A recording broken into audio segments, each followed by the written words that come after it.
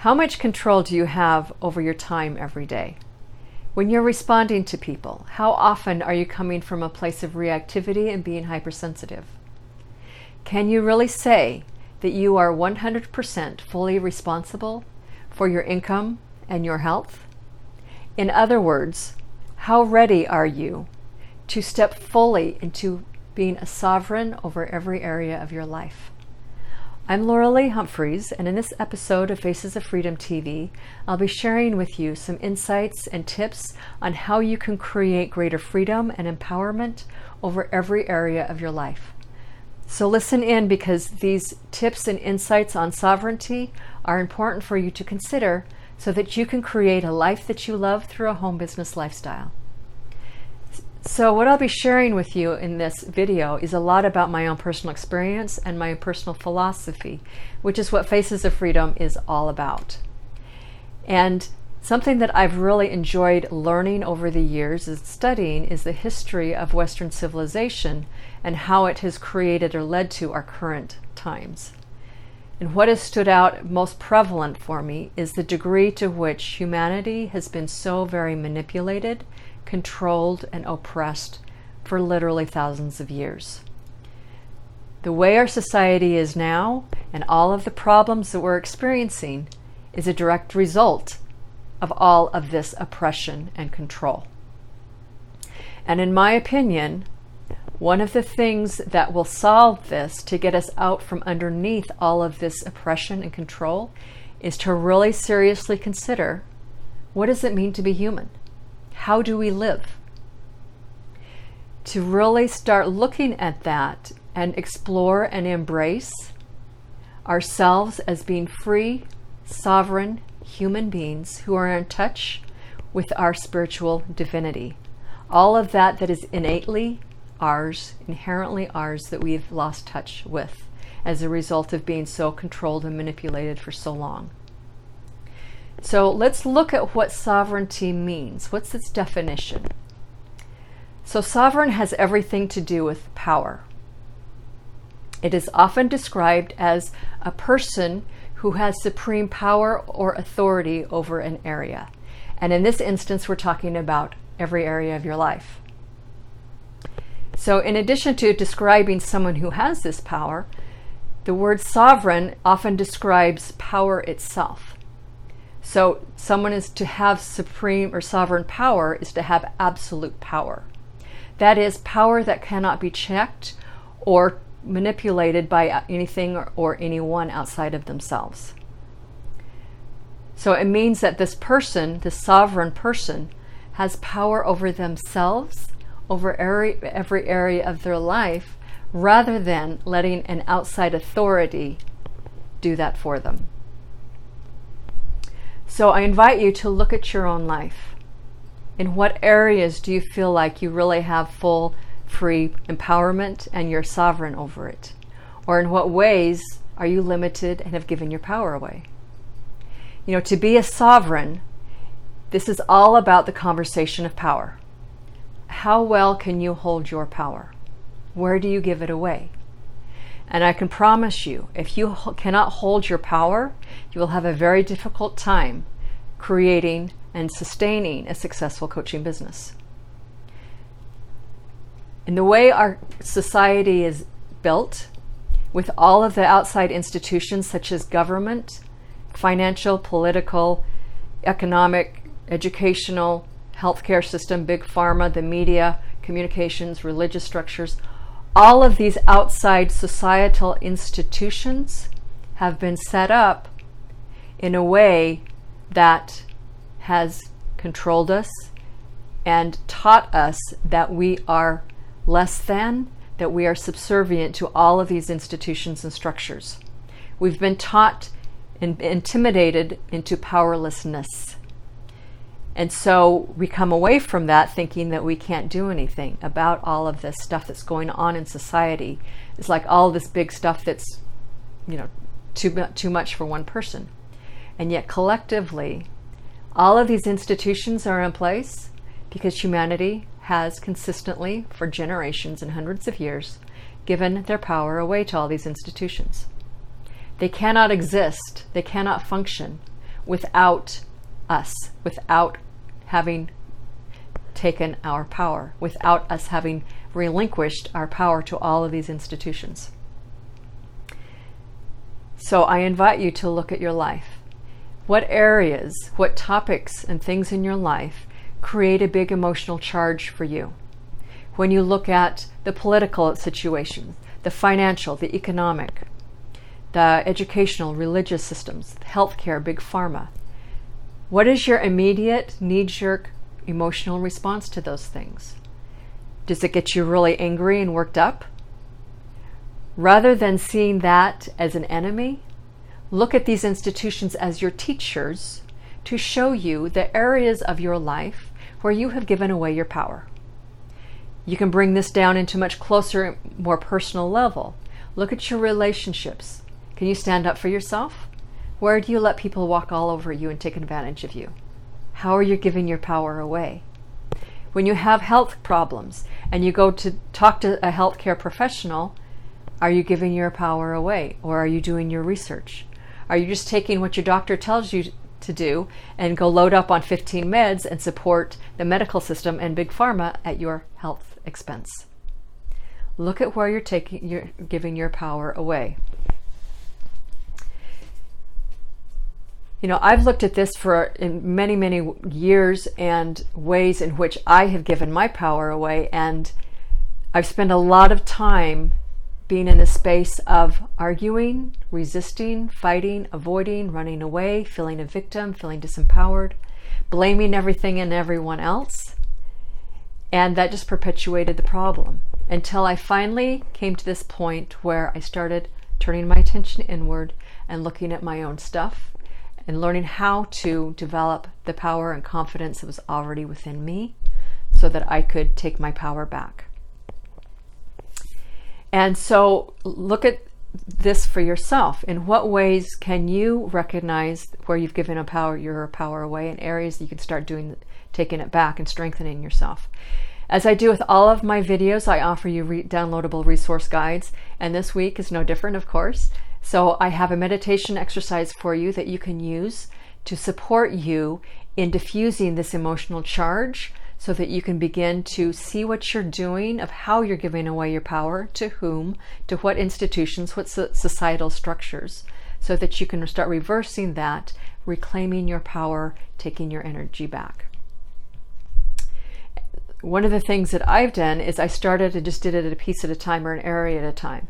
So for example, I started looking at my own thinking, my thoughts, my beliefs, my mindset, my emotions, my emotional makeup, how easily I got triggered with things, and really spent some time doing my inner work of healing my emotional traumas and unresolved emotional stuff, looking at the beliefs I carried about myself, how limiting and disempowering I felt and believed, to really come out from underneath a victim mindset.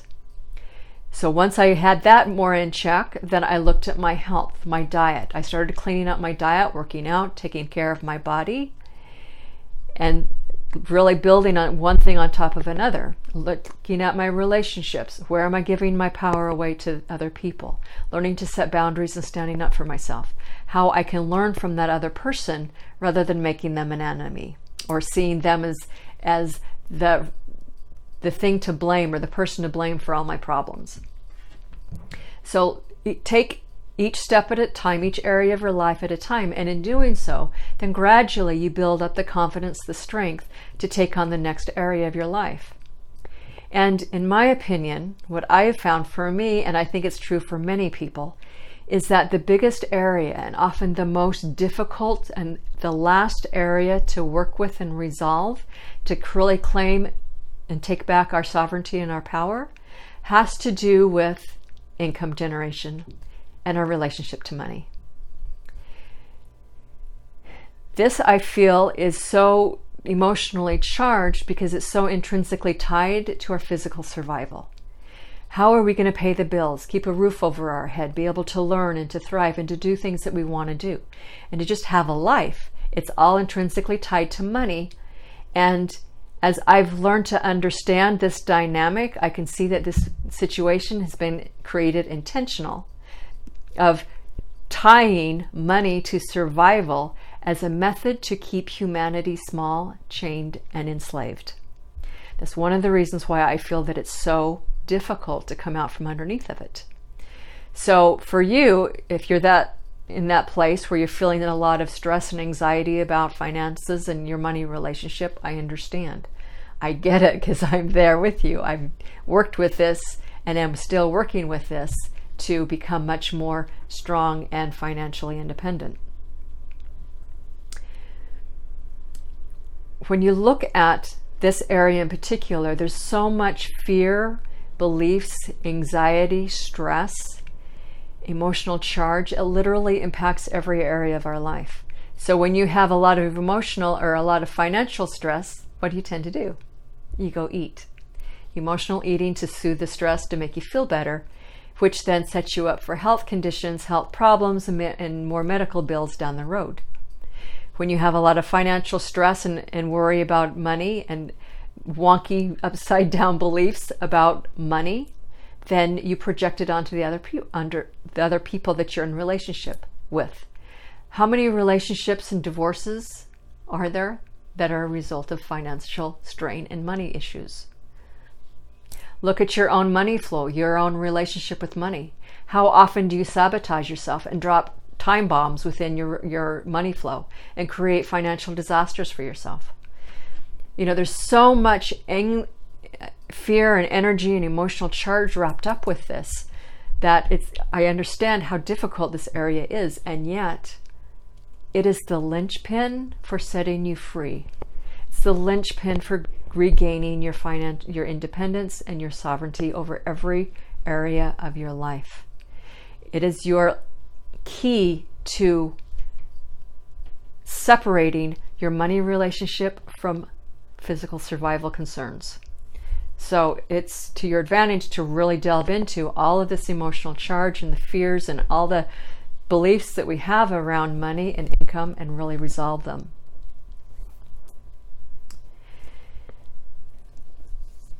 So just bear with me a second, I'm checking my notes. Another thing that happens when you're locked into this financial bind for so many years, it keeps you very limited in your personal development. You can't grow. Your life is structured to go to and from your job.